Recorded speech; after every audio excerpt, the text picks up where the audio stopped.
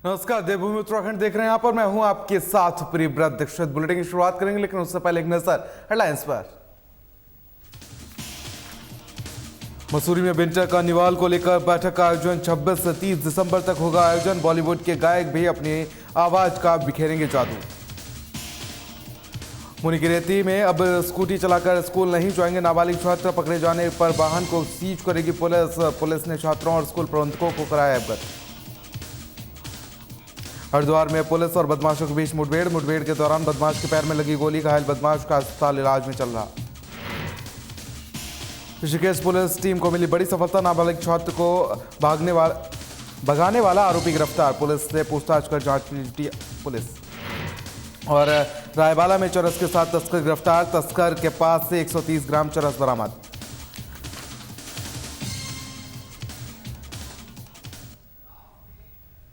चलिए खबरों में आगे बढ़ेंगे, और लेकिन इसी बीच एक बड़ी और अहम खबर इस वक्त की देहरादून से सामने आ रही, जहां पर आपको बता दें कैबिनेट मंत्री सुबोध उनियाल ने की है वन विभाग के मंथन सभागार में आला अधिकारियों के साथ बैठक। राज्य में योजनाओं को लागू और प्रभावी क्रियान्वयन करने के लिए बैठक की गई है। राज्य के वर्तमान समय में संचालित योजनाओं की जानकारी ली गई है। वन मंत्री सुबोध उनियाल ने प्रदेश में हर्बल गार्डन को विकसित करने पर विस्तृत चर्चा की है। कैबिनेट मंत्री सुबोध उनियाल ने अधिकारियों को चारों धाम में हर्बल गार्डन बनाने के निर्देश दिए हैं। आजीविका संवर्धन कर सकें लोग, हर्बल गार्डन की कास्ट करने में ना हो कठिनाई, ये सुबोध उनियाल ने कहा है। जड़ी बूटी औषधि पादपों की काश्तकारी के लिए वन विभाग की नोडल अधिकारी नामित करने के भी निर्देश दिए गए हैं। तो ये बड़ी खबर इस वक्त की आपको बता दें, जहां पर कैबिनेट मंत्री सुबोध उनियाल ने वन विभाग के मंथन सभागार में आला अधिकारियों के साथ बैठक की है। राज्य में योजनाओं को लागू और प्रभावी क्रियान्वयन करने को लेकर बैठक की गई है। राज्य में वर्तमान समय में संचालित योजनाओं को भी लेकर जानकारी ली गई है। साथ ही वन मंत्री सुबोध उनियाल ने प्रदेश में हर्बल गार्डन को विकसित करने पर विस्तृत चर्चा की गई है। कैबिनेट मंत्री सुबोध उनियाल ने अधिकारियों को चारों धाम में हर्बल गार्डन बनाने के लिए निर्देश दिए हैं। साथ ही आपको बता दें कि आजीविका संवर्धन कर सके लोग, हर्बल गार्डन की कास्ट करने में ना कठिनाई हो, ये सुबोध उनियाल ने निर्देश दिए हैं। साथ ही जड़ी बूटी औषधि पादपों की काश्तकारी के लिए वन विभाग के नोडल अधिकारी नामित करने के भी निर्देश दिए गए। लाखों की संख्या में आने वाले श्रद्धालु और लोगों को इसका लाभ मिल सकेगा। साथ ही पहाड़ी काश्तकारों के दृष्टिगत मानकों को सरलीकरण बनाया जाए। तो राज्य में योजनाओं को लागू और प्रभावी क्रियान्वयन करने के लिए बैठक की गई है। नेशनल मेडिसिनल प्लांट बोर्ड की कई योजनाएं हैं जो जड़ी बूटी के क्षेत्र में क्रांति लाने का काम कर सकती हैं। और क्योंकि इस राज्य के निर्माण के समय का अवधारणा थी कि राज्य जड़ी बूटी प्रदेश बनाएगा, पर दुर्भाग्य से 22 वर्षों की यात्रा में बहुत ज़्यादा काम नहीं हुआ। थोड़ा बहुत काम पिछले 3-4 वर्षों में HRDA ने किया था, लेकिन जिस तरह से वन विभाग की संलिप्तता इसमें होनी चाहिए और आम आदमी की जीवन जो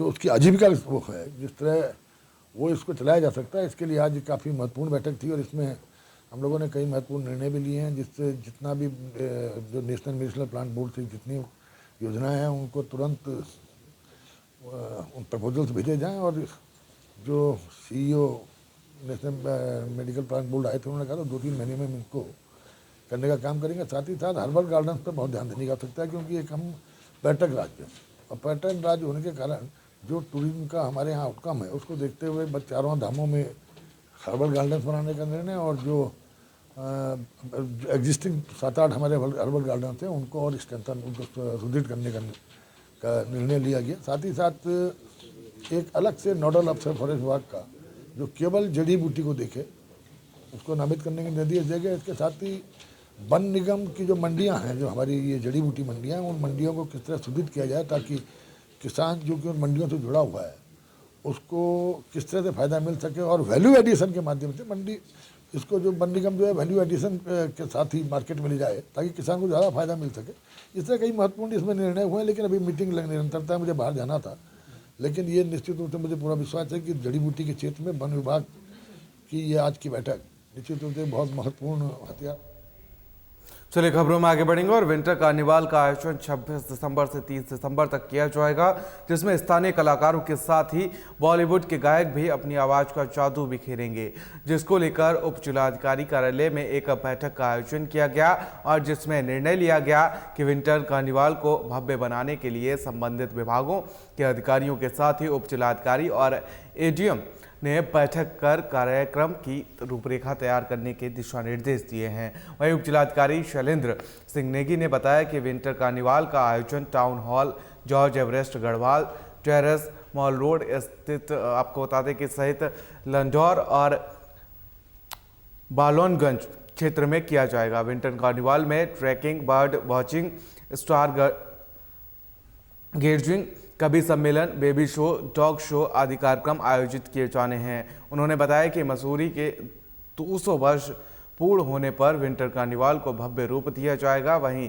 एडीएम देहरादून SK बेनीवाल ने बताया कि विंटर कार्निवाल में स्थानीय संस्कृति को बढ़ावा दिया जाएगा। साथ ही मसूरी के 200 साल पूरे होने पर भविष्य की मसूरी को लेकर गोष्ठी का आयोजन किया जाएगा। उन्होंने बताया कि विंटर कार्निवाल को भव्य रूप देने के लिए विशेष प्रयास किए जा रहे हैं। इसके साथ ही इसके प्रचार प्रसार के लिए भी कार्य किया जा रहा है।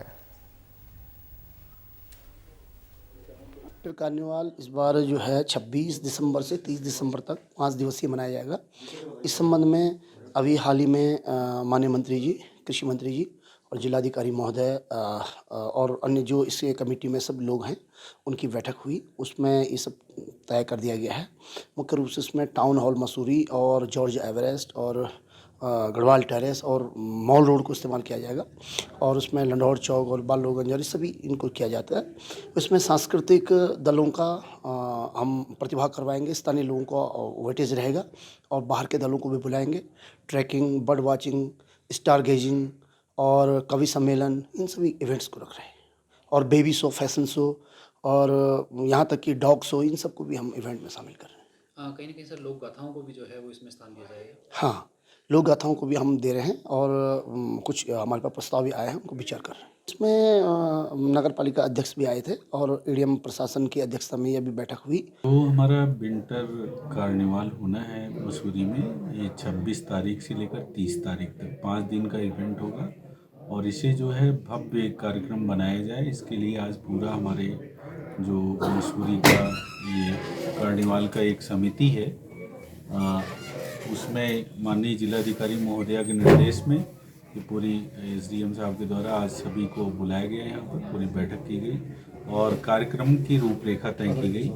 कोशिश ये है कि हमारा जो स्थानीय संस्कृति है उसका भी बढ़ावा देते हुए पूरा कार्यक्रम को भव्य बनाया जाए और ताकि लोग इस पूरे 5 दिन के कार्यक्रम का पूरा आनंद उठा पाएँ और जो अब तक की परंपरा रही है विंटर कार्निवाल की वो जारी रहे। और 200 साल पूरे हुए हैं तो इसमें हमारा भविष्य का जो मसूरी है वो किस प्रकार का होगा, इसकी गोष्ठी भी की जाएगी।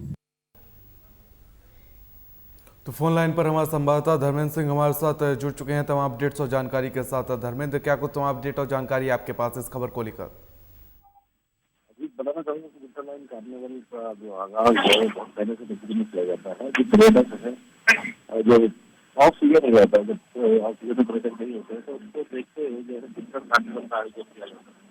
इसमें काफी दूर दूर से पर्यटक उस कार्निवल को देखने के लिए आते हैं। इसी तरीके से आज जो है बैठक आयोजित की गई है जिलाधिकारी कार्यालय में, जो संबंधित विभाग हैं और जो सामाजिक संस्थाएं हैं और होटल एसोसिएशन, बच्ची सभी सदस्यों को बुलाया गया था। उनसे जो है सुझाव लिए गए हैं कि विंटर कार्निवल का और भव्य किस तरीके से बनाया जा सकता है। साथ ही जो है कि जो स्थानीय कलाकार हैं वो तो अपनी प्रस्तुति देंगे ही, लेकिन जो साथ के नामचीन कलाकार हैं बॉलीवुड से भी कलाकारों को बुलाने की बात की गई है कि बॉलीवुड से भी अच्छे कलाकार आएंगे मसूरी में और जिससे पर्यटकों की संख्या में वृद्धि भी होगी। साथ ही जो है यहाँ के स्थानीय लोग हैं वो भी विंटर कार्निवल को देख सकेंगे। इसके साथ ही आपको बताना चाहूँगा कि मसूरी के जो है 200 वर्ष पूर्ण होने वाले हैं, इसको लेकर भी कार्यक्रम को काफी भव्य बनाने की बात की जा रही है। जिलाधिकारी से बात हुई है कि मसूरी के 200 वर्ष के उपलक्ष्य में भी जो है कार्यक्रम का और भव्य किया जाएगा और जो 26 तारीख से लेकर 30 तारीख तक ये आयोजन किया जाना है। इसको लेकर अभी तक प्रशासन ने सारी तैयारियां पूरी कर दी हैं। अब जो है कैबिनेट मंत्री के साथ भी इसको लेकर बैठक हुई थी साथ ही जो है जिलाधिकारी देहरादून खुद इसकी मॉनिटरिंग कर रही है। जिलाधिकारी द्वारा जो है लगातार अधिकारियों से वार्ता की जा रही है कि इस कार्यक्रम को किस तरीके से बेहतर बनाया जाए। इसी के सापेक्ष में जो है कल बैठक का आयोजन किया गया है और इसमें जो है सभी से सुझाव भी मांगे गए हैं कि इसको और किस तरीके से बेहतर किया जाए। लेकिन धर्मेंद्र देखिए, जिस तरीके से बात की जाए तो मसूरी को 200 साल पूरे होने वाले हैं और इसी को लेकर अब भविष्य की मसूरी को लेकर भी यहाँ पर चर्चा की गई है। तो आने वाले जो साल हैं उनको लेकर यहाँ पर किस तरीके की रणनीति बनाई गई है। मसूरी की बात कर ले तो यहाँ पर पर्यटन की दृष्टि से काफ़ी पर्यटकों को आकर्षित करती है और तमाम तरीके के यहाँ पर झीलों की रानी कही जाती है मसूरी। तो भविष्य की मसूरी को लेकर यहाँ पर जो टर्म की चर्चा हुई है उसको लेकर किस तरीके से अंदेशा लगाया जाए, भविष्य की मसूरी को लेकर किस तरीके से यहाँ पर एक रणनीति बनाई गई है। ये बिल्कुल जो मैं बताना चाहूँगा कि जो 2023 में जो है मसूरी में काफी भव्य कार्यक्रम किए जाएंगे, क्योंकि जो मसूरी है वो देश में भी बहुत ज्यादा प्रसिद्ध है और यहाँ का जो मौसम है, यहाँ के जो पिकनिक स्पॉट है उसको लेकर जो बाहर से पर्यटक आते हैं काफी उत्साहित रहते हैं। और जो पर्यटन सीजन है उस समय में आपने देखा हो कि लाखों की संख्या में पर्यटक मसूरी आते हैं।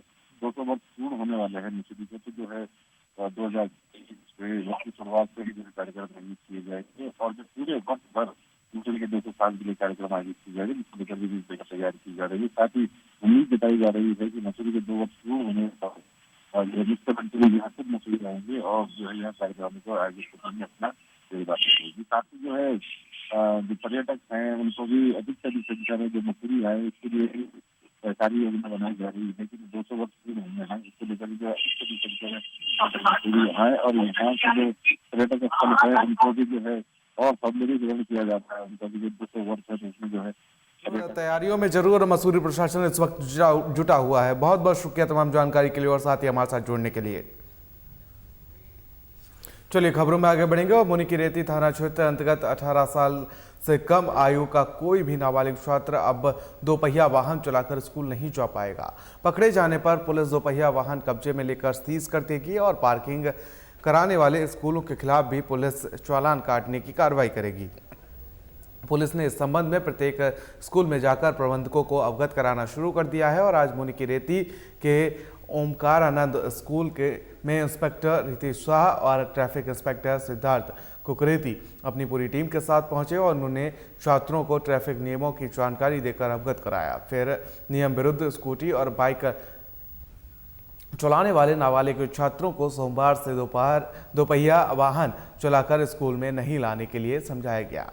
उनको बताया कि यदि पुलिस की बात को वो नहीं मानेंगे तो इसका खामियाजा स्कूल और उनके परिजनों को भुगतना पड़ेगा। इंस्पेक्टर रितेश शाह ने बताया कि ट्रैफिक नियमों का पालन नहीं होने की वजह से सड़कों में दुर्घटनाओं का काफ़ी इजाफा हुआ है, इसलिए एसएसपी नवनीत भुल्लर के निर्देश पर पुलिस स्कूलों में जाकर नाबालिगों को दोपहिया वाहन नहीं चलाने के लिए प्रेरित कर रही है।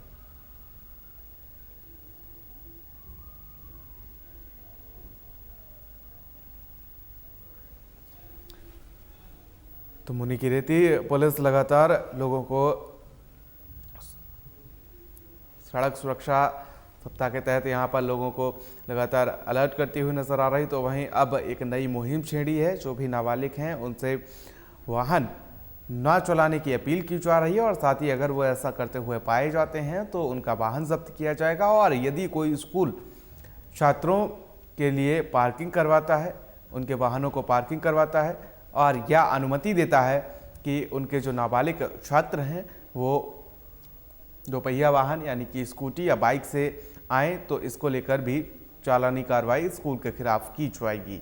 स्कूटी चलाकर स्कूल नहीं जाएंगे छात्र और साथ ही परिजनों को भी इसका खामियाजा भुगतना पड़ेगा। साथ ही वाहन को सीज कर लिया जाएगा। दोपहिया वाहन जिसमें स्कूटी या बाइक से अगर नाबालिग छात्र या छात्रा स्कूल जाते हैं तो उनके खिलाफ चालानी कार्रवाई की जाएगी और वाहन को सीज कर लिया जाएगा।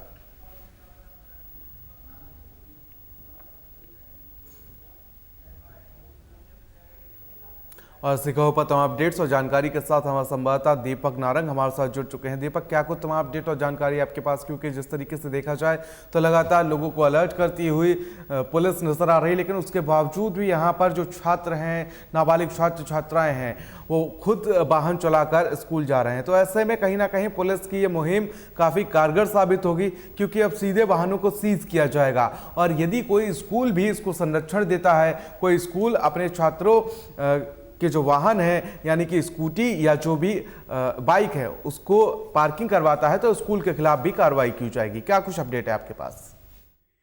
देखिए, पुलिस की मुनीकीरेती थाना पुलिस ने ये बहुत अच्छी पहल की है। हालांकि इस प्रकार के अभियान पहले भी चलाए गए हैं, लेकिन समय समय पर जो है लोग फिर इन नियमों को भूल जाते हैं और नियमों को उल्लंघन करके जो है जो नाबालिग छात्र होते हैं वो अपने दुपहिया वाहन लेकर स्कूल जाने लगते हैं। तो समय समय पर पुलिस इस प्रकार का अभियान चलाती है और इस बार एसएसपी नवनीत बुल्लर के निर्देश पर मुनीकीरेती थाने के इंस्पेक्टर रितेश शाह और जो ट्रैफिक इंचार्ज हैं सिद्धार्थ कुकरेती, उन्होंने मिलकर फिर चलाने का जो निर्णय लिया है उसकी कई जगह पे सराहना की जा रही है।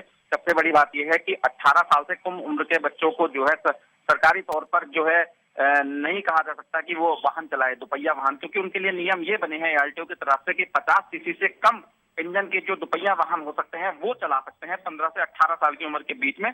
लेकिन देखने में ये आता है कि जो स्कूटियां हैं वो 125 सीसी और जो बाइक हैं वो 110, 125 और 150 सीसी तक की बाइकें जो है वो नाबालिग फर्राटे से दौड़ा रहे हैं और स्कूलों में पहुंच रहे हैं और स्कूल में भी उनके वाहनों को पार्क किया जा रहा है। तो ऐसे में पुलिस ने जो है अपने क्षेत्र के सभी स्कूलों में जाकर प्रबंधकों को और जो छात्रों को है उनको जागरूक करने का जो निर्णय लिया है, ये बहुत अच्छी सराहना की जा रही है उसकी। और आज 2 स्कूलों में इस प्रकार से पुलिस ने जागरूक किया छात्रों को। छात्रों ने भी इस प्रकार का भरोसा पुलिस को दिया है कि वह जो नियम बनाए गए हैं उनके लिए उसको फॉलो करेंगे। और पुलिस ने इस बाबत चेतावनी भी दी है कि अगर मंगलवार से यानी कि अगले 3 दिनों के बाद अगर पुलिस चेकिंग करती है और नाबालिग दुपहिया वाहन से स्कूल जाते हुए पकड़े जाते हैं तो उनके खिलाफ जो है पुलिस कार्रवाई करेगी और इसका जो जुर्माना है वो उनके परिजनों को भुगतना पड़ेगा। और सबसे बड़ी बात होगी कि स्कूल प्रबंधकों के खिलाफ भी वह चालान काटने से पीछे नहीं हटेगी, क्योंकि कहीं ना कहीं स्कूल की शय भी उनको होगी। यदि स्कूल वाले अपने परिसर के अंदर पार्किंग उपलब्ध नहीं कराएंगे नाबालिगों को दुपहिया वाहन खड़ा करने के लिए, तो शायद दुपहिया वाहन वो लेकर घरों से ही ना निकले। लेकिन अगर ऐसा होता है तो दोनों के खिलाफ चालान काटने की कार्रवाई होगी और वाहन भी जो है वो सीज कर दिया जाएगा। तो ये बहुत अच्छी पहल करी है और पुलिस की इस पहल से जहां सड़क दुर्घटनाओं में कमी आएगी, वहीं यातायात नियमों के प्रति भी जागरूकता जो है क्षेत्र में फैलने की पूरी उम्मीद है। देखिए दीपक, अक्सर सड़क दुर्घटनाएं जो होती हैं वो सूझबूझ खत्म होने की वजह से होती हैं। जब सूझबूझ मैच नहीं करती है तो शायद सड़क दुर्घटनाओं का कारण बन जाती हैं और शायद ये सूझबूझ नाबालिग छात्रों के अंदर नहीं होती है, नाबालिगों के अंदर नहीं होती है, जो मुख्य कारण बनती है सड़क दुर्घटनाओं का। तो कहीं ना कहीं ये जो पहल है वो कारगर जरूर साबित होगी।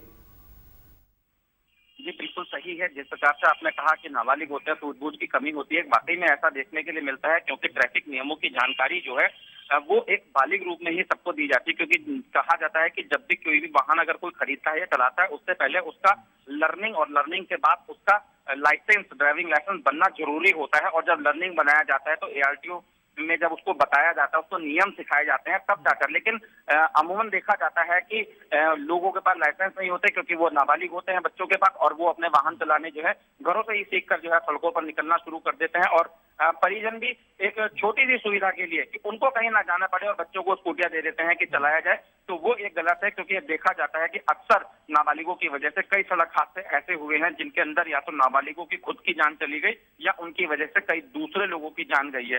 तो ऐसे में कई बार पुलिस और प्रशासन को परेशानियों का सामना करना पड़ता है और उसके बाद कई प्रकार के सवाल जो है वो प्रशासन के ऊपर ही खड़े होते हैं। तो ऐसे में पुलिस ने जो जागरूकता अभियान चलाने का जो प्रयास किया है वो तारीफे काबिल है। बस अब इस अभियान के परवान चढ़ने की देर है। अगर इसके परवान चढ़ जाता है तो कहा जा सकता है कि शहर में जहां दुपहिया वाहन लेकर जो नाबालिग निकलते हैं उनसे सड़क हादसे तो कम होंगे ही, साथ में यह है कि ट्रैफिक का दबाव भी कम होगा। और छात्रों को जिस प्रकार से पुलिस स्कूलों में जाकर जागरूक कर रही है, नॉलेज देकर, वो भी काफी अच्छा होगा, ताकि छात्र जो है जागरूक होंगे और जब वो बालिग होकर सड़कों पर वाहन चलाएंगे तो उनको ये जो पुलिस की मुहिम है जरूर कारगर साबित होगी, क्योंकि जब सूझबूझ के साथ लोग सड़कों पर चलेंगे तो कहीं ना कहीं हादसों में भी काफी कमी आएगी। फिलहाल बहुत बहुत शुक्रिया तमाम जानकारी के लिए और साथ ही हमारे साथ जुड़ने के लिए।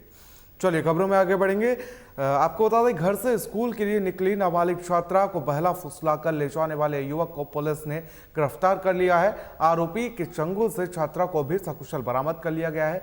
छात्रा को भगाने के दौरान सहयोग करने वाले आरोपी युवक को के एक नाबालिग दोस्त को भी पुलिस ने अपने संरक्षण में ले लिया है। कोतवाली प्रभारी निरीक्षक रवि सैनी ने बताया कि आरोपी की पहचान तनवीर निवासी नंदपुर लक्सर जनपद हरिद्वार के रूप में हुई है और वह यहाँ मजदूरी का काम करता है। नेपाली फर्म के पास उसने किराए पर एक कमरा भी लिया है। सोशल मीडिया के माध्यम से तनवीर की पहचान छात्रा से हुई, जिसके बाद उसने छात्रा को अपनी बातों में उलझाया और उसे भगा ले गया। आरोपी को पुलिस ने न्यायालय में पेश किया। कोर्ट ने उसे जेल भेज दिया है।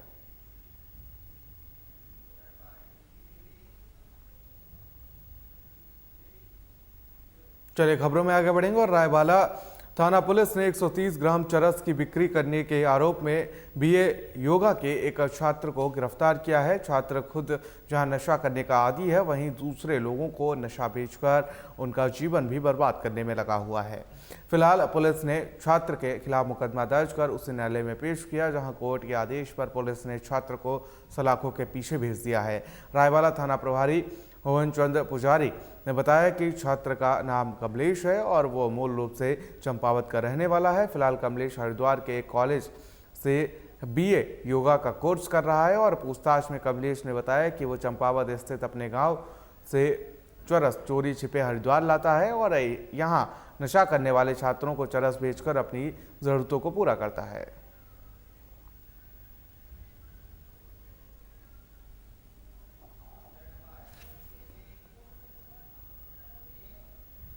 चलिए खबरों में आगे बढ़ेंगे और नशे के खिलाफ पुलिस जैसे जैसे सख्त हो रही है, वैसे वैसे तस्कर भी शराब तस्करी को लेकर नए नए तरीके अपनाने में लगे हुए हैं।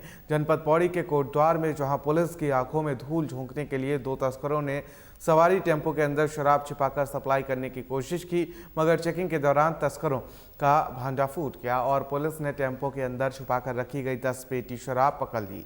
वहीं जनपद पौड़ी की एसएसपी श्वेता चौबे ने कहा कि कोटद्वार में एसआई कमलेश शर्मा के नेतृत्व में क्रिमिनल इंटेलिजेंस यूनिट की टीम ने शराब तस्करों का भंडाफोड़ करने में सफलता हासिल की है। शराब तस्कर कोटद्वार के ही रहने वाले हैं। पुलिस शराब तस्करों के आपराधिक इतिहास की जानकारी जुटा रही है। फिलहाल आरोपियों को मुकदमा दर्ज करने के बाद न्यायालय में पेश करने के लिए भेज दिया गया है।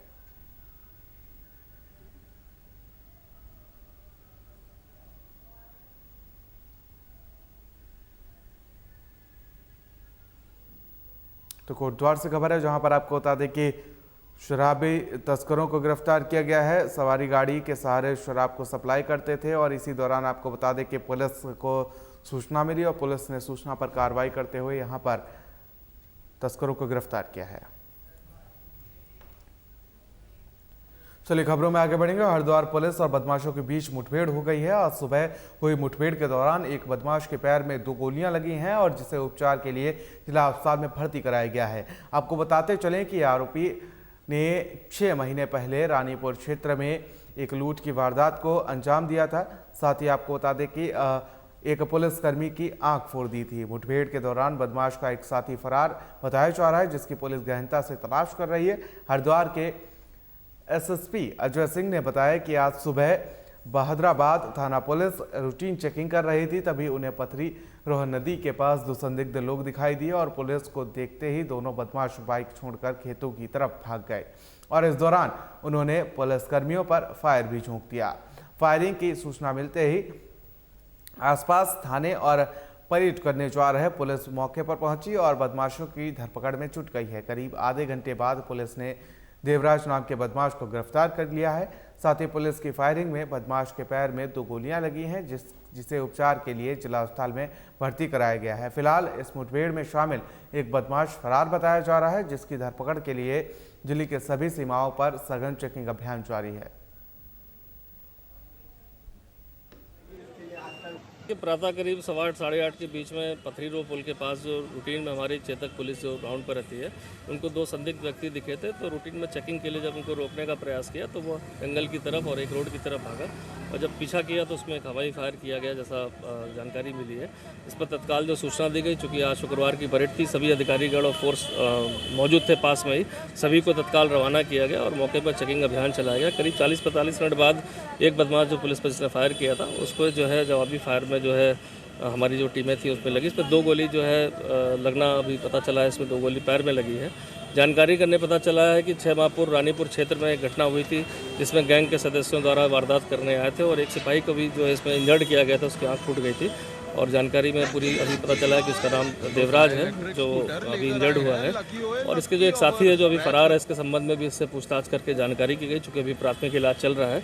उस जानकारी के आधार पर अभी हमारी टीमें लगी हैं कॉम्बिंग के लिए कि दूसरा कौन था और क्या उद्देश्य था इनका जाने का, इस संबंध में जानकारी की जा रही है। आज हम बता दूँ, आज खबर पर आ गए टाइम से।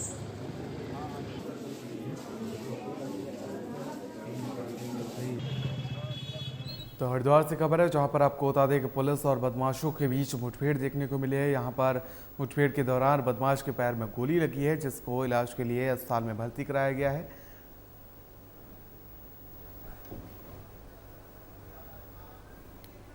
और इसी खबर पर तमाम अपडेट्स और जानकारी के साथ हमारे ब्यूरो चीफ राजकुमार हमारे साथ जुड़ चुके हैं। राजकुमार जी, क्या कुछ तमाम अपडेट और जानकारी आपके पास इस खबर को लेकर?